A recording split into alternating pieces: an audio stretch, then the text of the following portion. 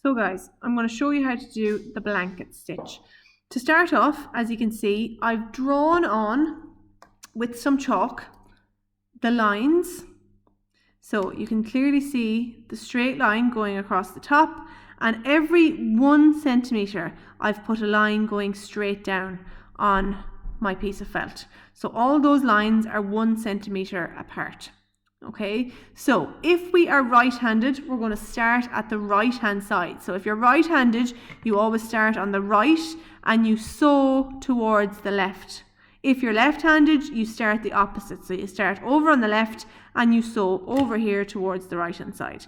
So I'm going to do it for the right-handed people. So I'm going to get my thread. I have my needle and a thread, and as you can see, I have a short tail which stops here, and I have a long tail, and at the bottom of my long tail I have a knot. Okay, so you can see that. So that's my long tail with my knot, and I have my short tail over here.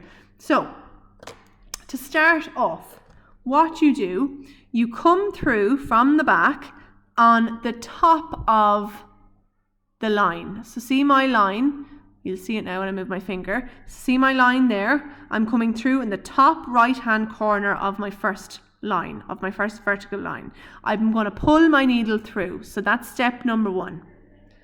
My knot will hold it in the piece of felt for me. Number 2, you go directly underneath that thread. So directly underneath, this is your point number 2. So you're going to stick it in directly underneath, and you're going to come out right beside, or basically in the same place as you came out the first time. So put it in at 6 o'clock and out at 12 o'clock. So in a straight line. So in down here. So I'll repeat that step.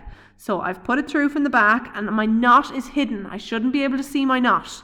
So if you can see your knot at this stage, you've done it incorrectly. So take it out and start from the beginning. Come through from the back, then go directly underneath, and then come out where your thread came out the first time and pull it through. And you will have a little vertical stitch, nice and straight. And that's your first line of your blanket stitch. Then what you have to do from there is always hold your thread towards 10 o'clock, right? And if you can see there, I've held it towards 10 and I'm holding it down with this thumb right here. And I've looped it around and I have the needle in my right hand ready to do my next step. So I'm going to do the same thing. I'm coming over to my next line, which is 1 centimetre away. I'm sticking the needle in at 6 o'clock, which is down the bottom, and I'm bringing it out at 12 o'clock. So see that? So in at 6, out at 12.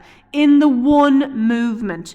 Do not stick it through and pull the needle through, because you're not going to be able to find it. So stick it in and stick it out in the one movement. You should never have to turn this piece of felt the opposite way around. You should never have to look at the back of it.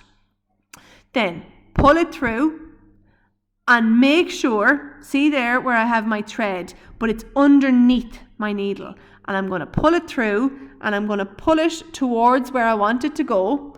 So if you can see there, I'm going to pull, and I'm pulling it towards 10 o'clock. And you can see here now that my little blanket stitch has made a perfect little square, right? So again, you're doing the same thing. Hold it, hold that thread up towards 10 o'clock, and I always pin it down with my thumb. Have my loop going around. You're going to go in at 6 and out at 12, and make sure, and what makes it really easy is when you pin that thread down with your thumb, you don't need to do anything else. It's always going to be, the thread will always be underneath the needle, and then you just pull it through and again pull it towards 10 o'clock and it will make the next little stitch.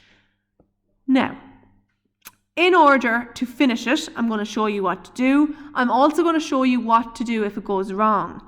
So if it goes wrong, let's say I forget to do the thread at 10 o'clock and put it underneath my needle.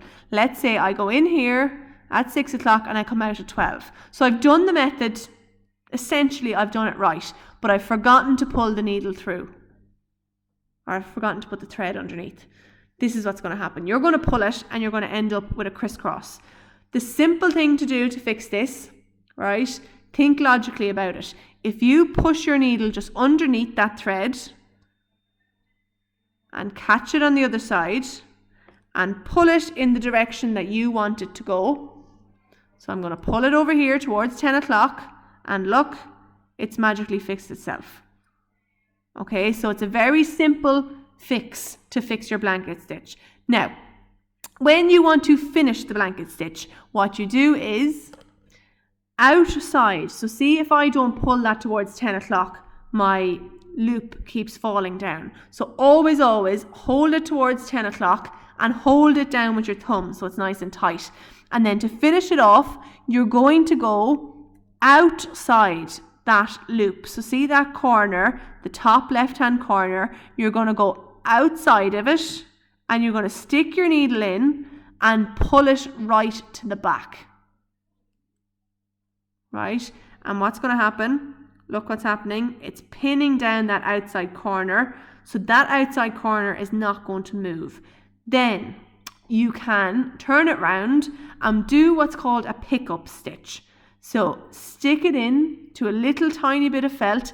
Try to make sure it's not visible on the front. Okay, so mine isn't visible on the front.